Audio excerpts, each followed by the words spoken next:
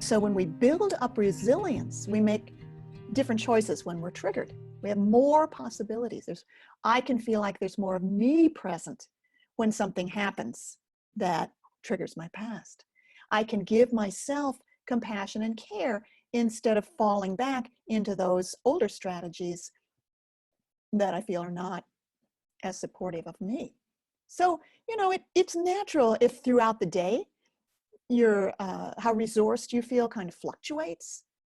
Your stress levels, how much sleep did you get? Are you hungry or not? How supported you feel in your relationships? Many things are factors. And there are things you can do to help yourself gather and strengthen your resources. So these are things you can do at those times you feel you need a little extra help, but we can do them together right now.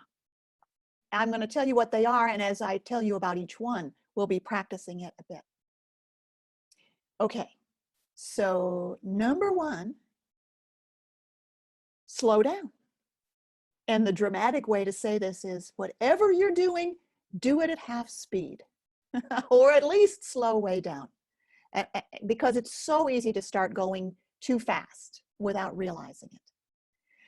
Slowing down helps a lot. And maybe sometimes it's hard to just stop and pause, like maybe you're managing a work project or you're dealing with kids who need your attention right now, but you can go slower. And that helps you interrupt that automatic reactivity cycle. If we go at half speed, we can be more aware of what's happening while we continue to do what needs to be done. So it's a both and. Both doing what you need to do and doing it awarely, slowly. So here are some things you can implement that. You can notice your pace. Notice your pace. Even before you change the pace at which you're doing things, just notice. Am I doing this fast? How fast am I? How fast am I right now? And how does that feel in my body? And then we can intentionally slow down. Like if you're typing, type more slowly. If you're speaking, you can speak more slowly. You can use your breath to remind you to go slower. And then notice how your body feels when you've slowed down. And this is another moment to notice, acknowledge the present. What's the feeling? What's the something in me that I'm acknowledging now? Yeah. So going slower, that's number one. Number two, find your body. I know there are times when I forget I have a body. I'm so caught up, so reactive. That happens much less now than it used to. But find your body is a great resilience building skill. So what can you do if you would like to find your body and it's hard? Well, one thing I really love is to let my feet be on the ground and then wiggle my toes. And somehow, like really moving my feet, wiggling my toes, my feet become more alive. They show up in my mental map. Oh, I have feet. Do you want to try that right now? I'm not wearing shoes. I wear shoes much less now that I'm home. Maybe you aren't wearing shoes either. It's nice. I've got a rug here. So sensing the contact, even if you are wearing shoes, you can still wiggle your toes. See how that feels. Yeah. And also getting your seat under you. So feeling your seat. If you're sitting, you can feel how your seat makes contact with the chair. What else is making contact with the chair? Those sensations are not difficult to feel. And they take us into grounded body contact. That's very nice, very helpful. Yeah? And once we're in body awareness, notice how that feels. And if your body's feeling good, then enjoy it. Like, too often we rush past enjoyable feelings instead of pausing to savor them. But also, sometimes I work with people who feel pain or discomfort in their bodies. Like it can be challenging to feel the body because then I feel the pain. And my heart is with you for that. But I do think it's valuable to acknowledge the sensation you're feeling, to say hello to it, even if it's something painful. And I leave it to you to decide how much then to stay with it. That's up to you. And then we'll get to number 3, which may help also. So number 3, I saw Dinah write, happy toes. Yes, that's great. So number 3, resilience building practice, I call get a dose of nature. Because when we get stressed, when we get taken over by stressful feelings, I call that getting hijacked, by the way. It happens so quickly. We often don't have a chance to pause. But once it has happened, get a dose of nature. Nature is such a healing environment. Like even remembering being at the beach, being at the ocean side, listening to the waves,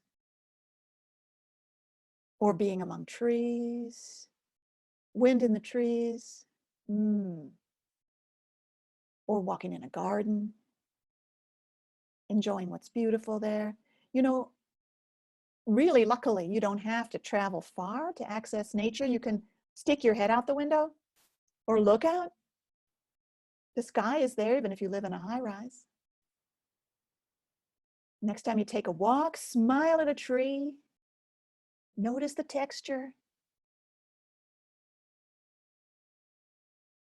I've got some butterflies in my garden. I love watching butterflies.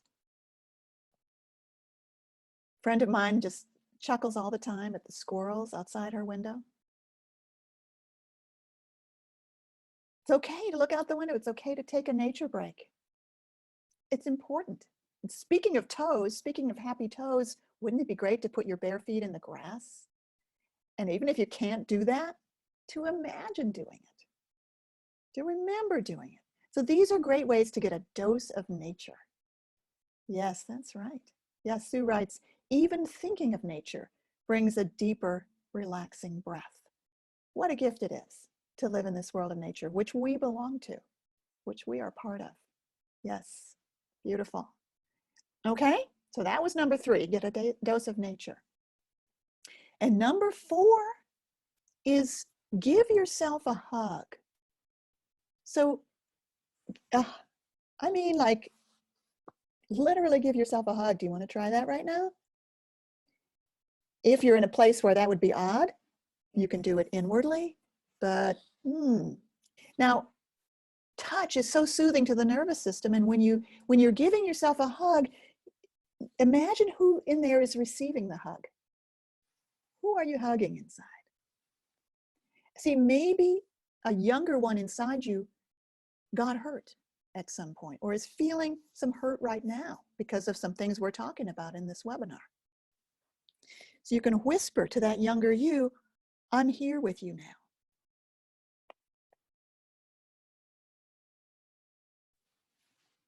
And the words themselves can work even if it doesn't feel comfortable or right to physically move your arms. I'm here with you now.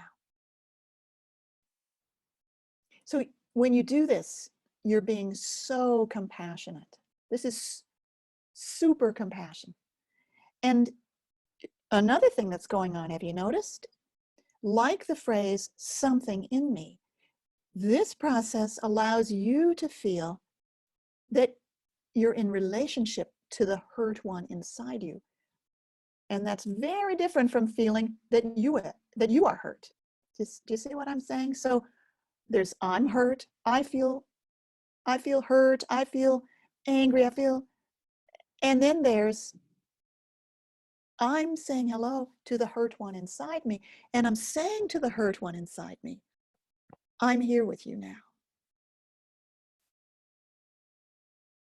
This practice builds resilience It's also something that we're going to build on to heal this younger self inside.